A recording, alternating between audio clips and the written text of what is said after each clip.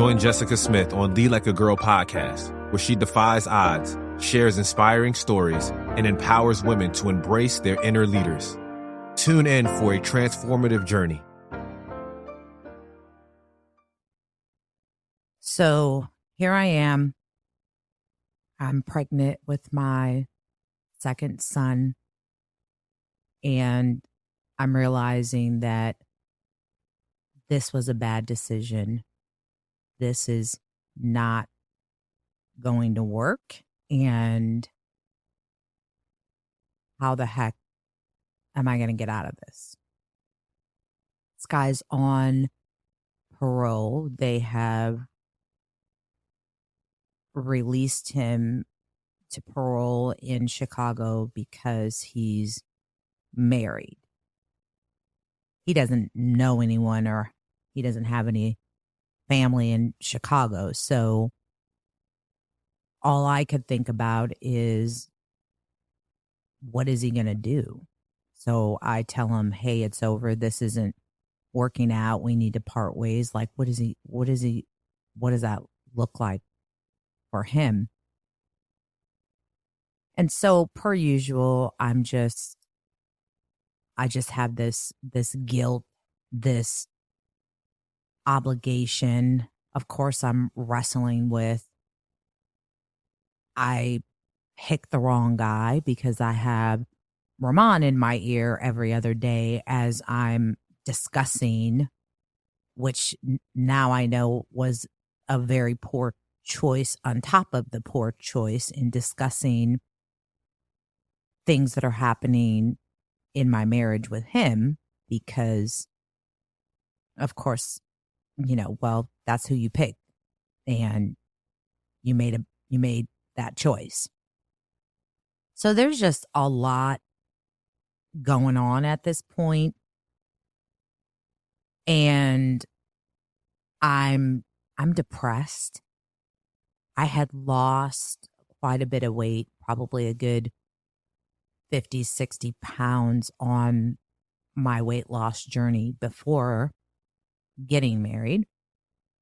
And that's back and then some. So I'm back to this double life, and that is,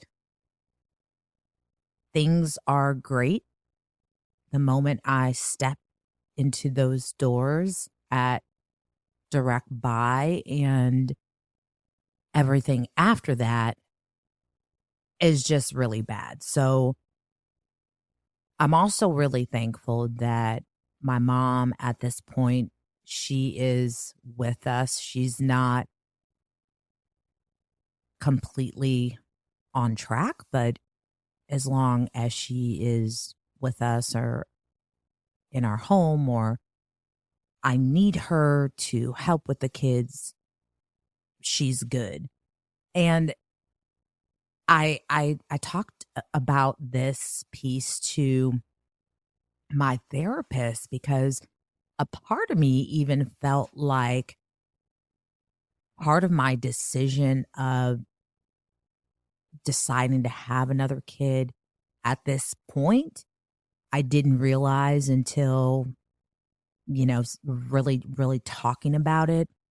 But I think somewhere in the back of my head, I knew that if I had another kid, that my mom would step up and help. And that would mean that she would have to be clean. So as crazy as that may sound, it was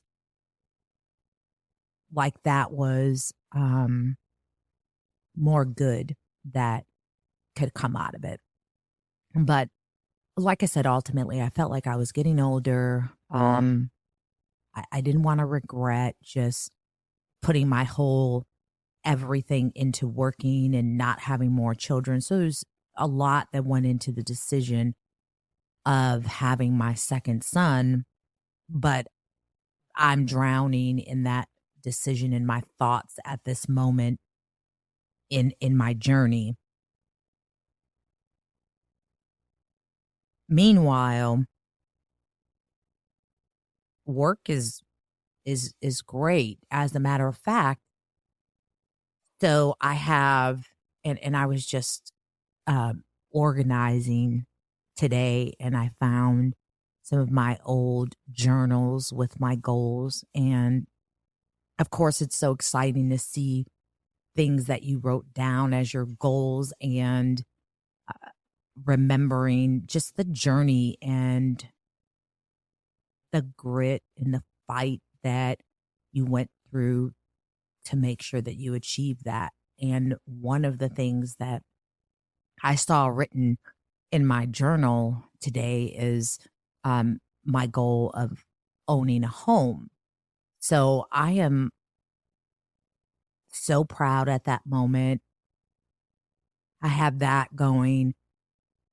I've also achieved my goal of earning the number one director of the year in all the U.S. and Canada at Direct Buy, which was not, as far as I know, I don't think anyone had ever done that more than once.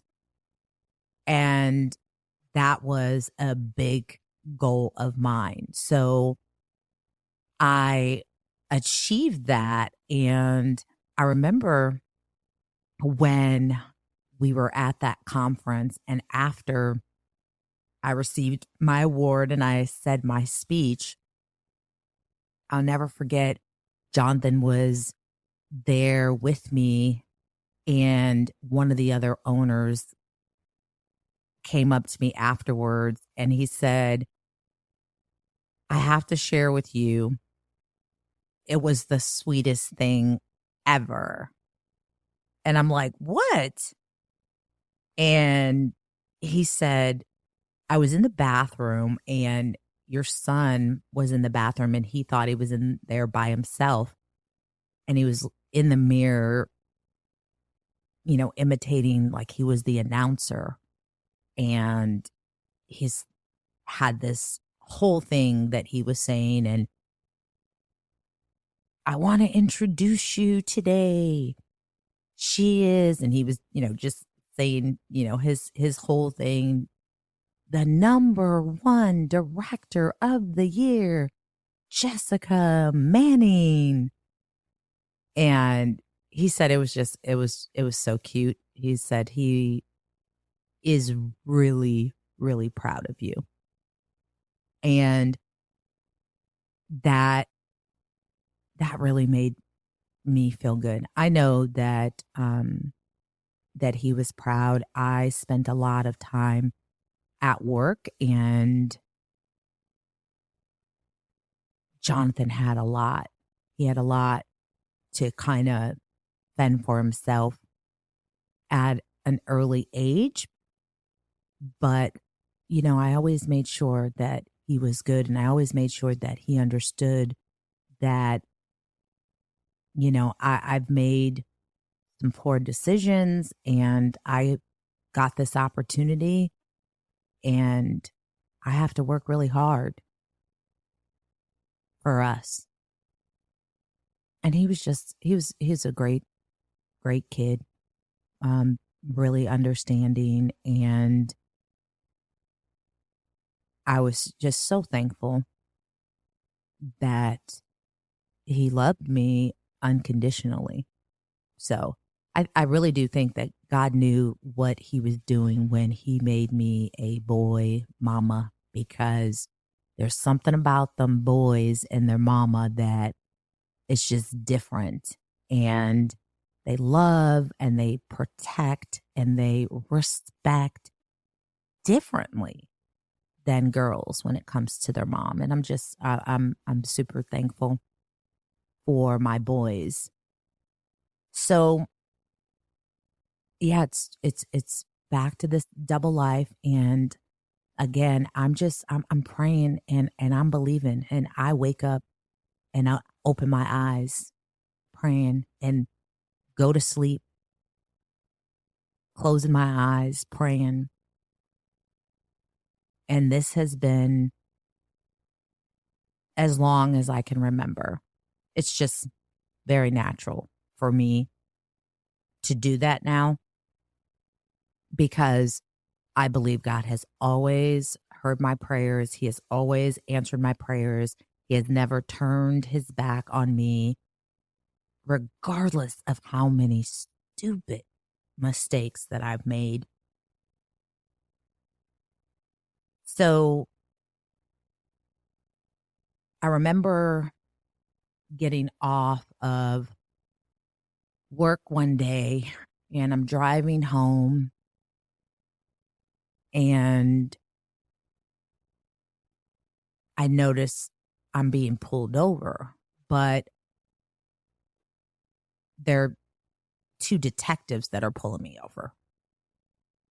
And of course, I'm super nervous at seeing that they're in plain car, not officers. And they asked me if I would follow them down to the station. And I said, for what? They said, well, are you Jessica Manning? Do you live at this address? Do you work at Direct Buy? Yes, yes, yes. Well, we have some questions we want to ask you. And I'm thinking, shit, I know I have not broken the law in a very, very, very long time. I have been living a straight, narrow life. What the hell? So I said, okay.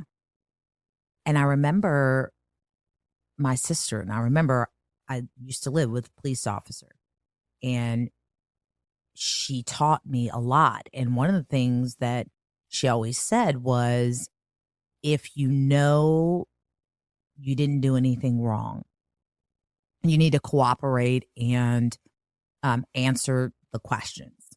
And so I don't remember why I didn't think to call anyone. I was just nervous. I knew I didn't do anything wrong. I'm thinking, I have no idea what this is about. Maybe this is about the ex-boyfriend. Maybe this is about my brother. That's the thoughts that were going through my head. But I followed them to the police station. I got there. We got in the room, and they first thing they say is this your husband? And they show me a picture.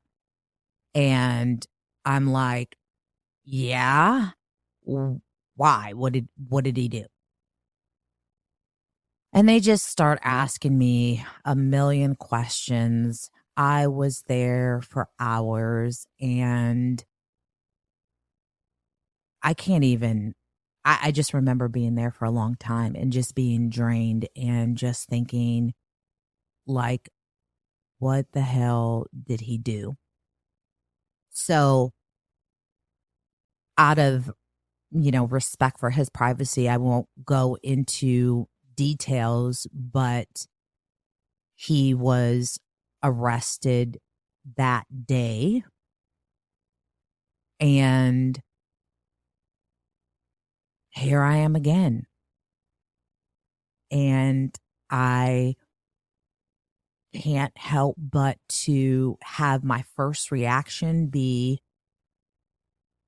thank you, Lord. But then I felt bad because this guy has been in jail for so many years and he's going back to jail for many years. And I just, I felt, I was torn between my feelings, but I couldn't help but to feel that God has answered my prayers once again and gotten me out of this situation that I had no idea how to get myself out of this situation. So, um, now, by the way, this is fast forward. Xavier is already born and he's about a year or two old at this point. And of course, there's so much that happened in between there. But in the overall scheme of things, you know, it it could have been worse. It was definitely nothing like being in a relationship with a heroin addict that was abusive. And I think that unfortunately is kind of what happens when we're in something so bad that then we enter something else and we compare it to what that last experience was. So anything better than that, even if it's not good, in some way makes it comforting. So he's gone and my mom is there with me with the kids. And of course, Brahman is like, okay, well, let's just pick up where we left off. And, I cared a lot about him, but I knew that it was time that I needed to just take a step back and just be still.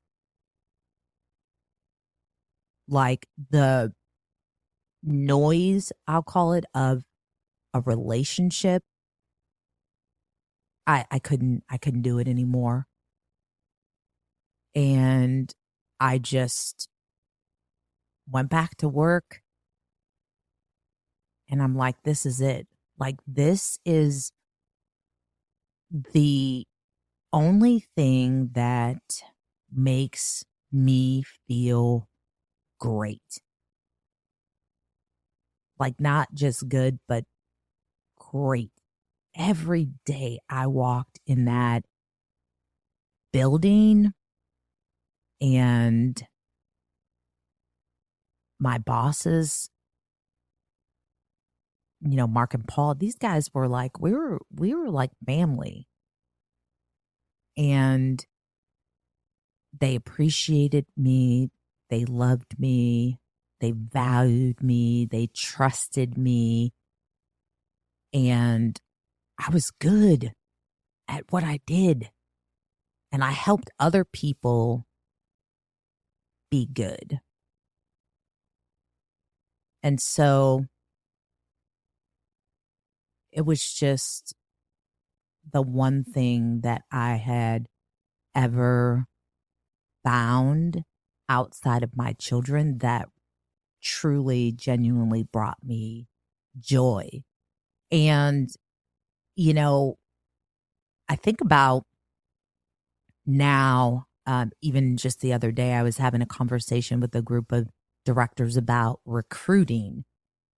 And it made me think about how, these guys taught me that you are recruiting everywhere you go. Everywhere you go, you are looking for your next hire. Restaurant, grocery store, doctor's office. As a matter of fact, I recruited someone from our doctor's office that became a long employee of Direct Buy and is one of my good friends and lives here in Georgia now from California. I recruited, we used to go to this bar that was like the neighborhood bar, and there was a waitress there, and I recruited her.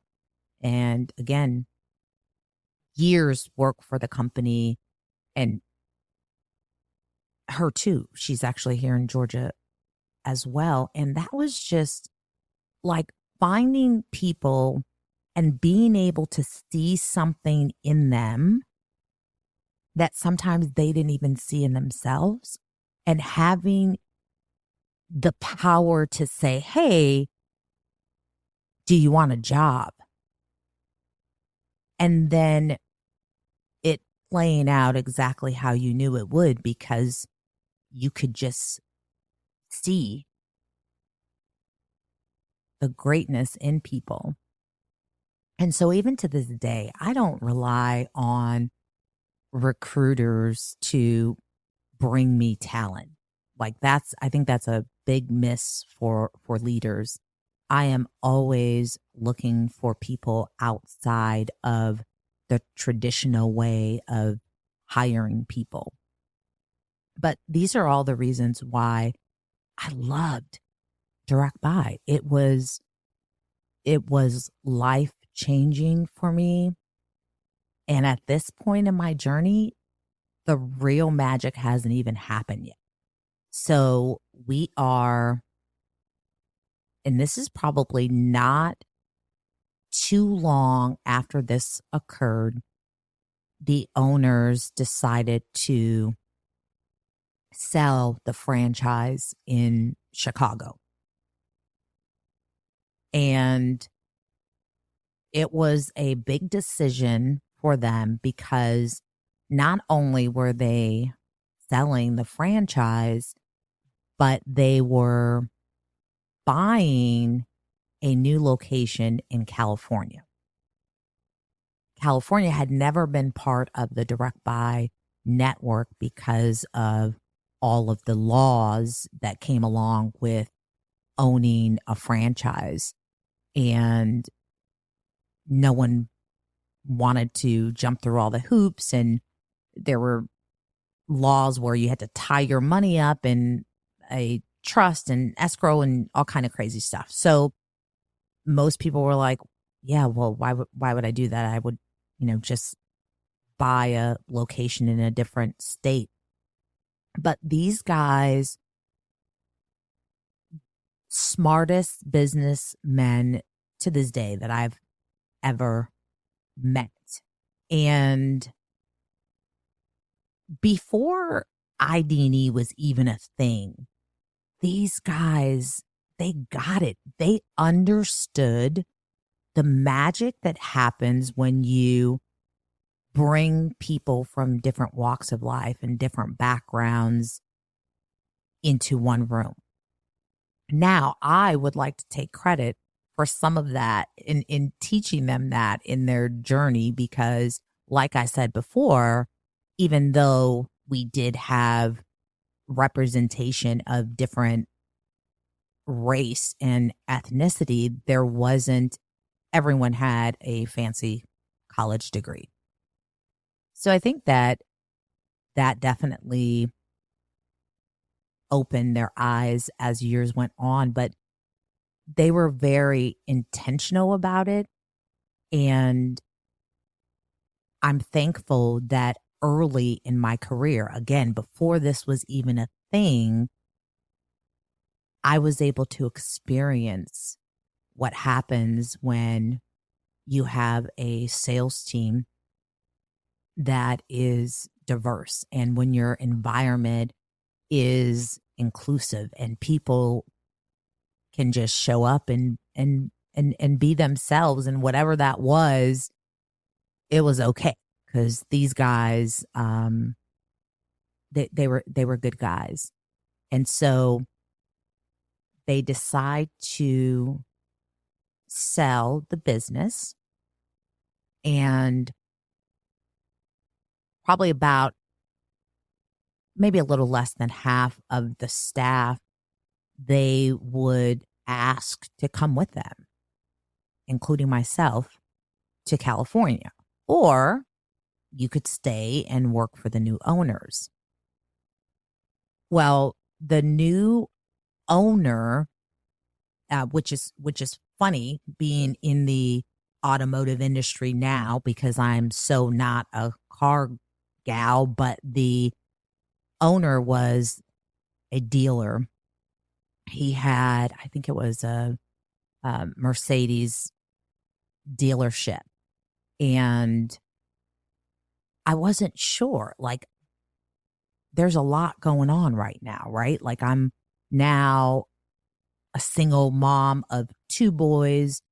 My mom's there, but she's gone on the weekends, and there's a lot going on. And I finally have this house, right? I've achieved this goal and the American dream, and I'm really just trying to get focused, and this opportunity comes up. And I remember meeting the new owner, and I had the opportunity to work with him because he came in and he was going through his training process, and he had two daughters, his wife, and I think maybe his son-in-law were part of the business. But during that time, I had the opportunity to get to know him, and it was clear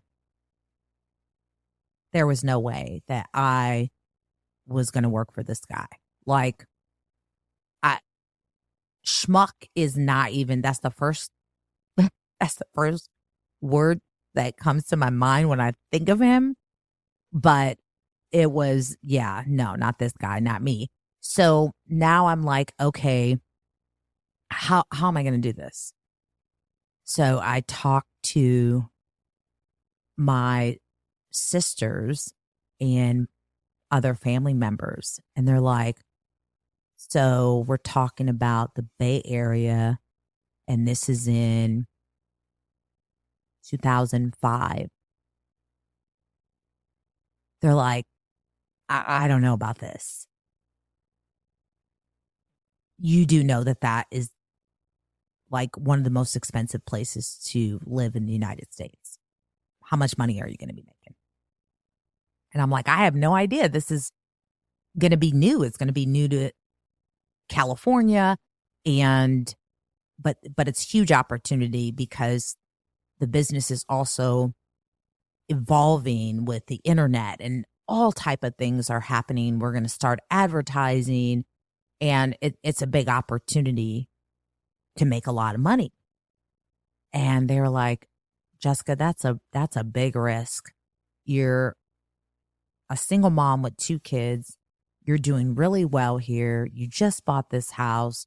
You're just going to put your house on the market and move across the country to the most expensive place to live. And so I just said, you know what? I got to pray about this. I really have to pray and ask God to just show me this path because I'm not sure. So I'm praying, and I have a meeting with the owners, and we're just talking about what the opportunity is. And the crazy thing about it is, so it's myself and a couple of other employees that decide that we're going to go. And one of the other sales people, we realized, this is going to sound crazy, we realized once we got there, I mean, house is sold, stuff is packed, movers go. Once we got there, we're like, so how much money are we going to get paid before we start enrolling members? And we're all like, I have no idea. As crazy as that sounds, we literally took a job. There was no offer. There was no talk. There was no guarantee. It is, we think this is a huge opportunity. We went to California to visit, to see the area. We looked at the numbers in terms of what the opportunity was for members, but we didn't talk about it. Like, we trusted these guys so much that we didn't even ask, well, what are we going to get paid? Well, thankfully, when we got there, our apartments were already set up. We were in luxury apartments in Sunnyvale, California. Our apartments were stocked when we got there. These guys had already went to Costco, and we had food and everything we needed for the house and for the kids, and we had movers. Nothing I had experienced before in terms of a moving situation, but it was just an assurance that we didn't have to worry about anything. He had us. And I was thankful. I was thankful. I was thankful that God continued to speak to me in ways that I just knew that I had to just trust the process. And we were there, and I was starting all over. It was a whole new start. I could put all this shit behind me and just start all over. Thank you for tuning in to another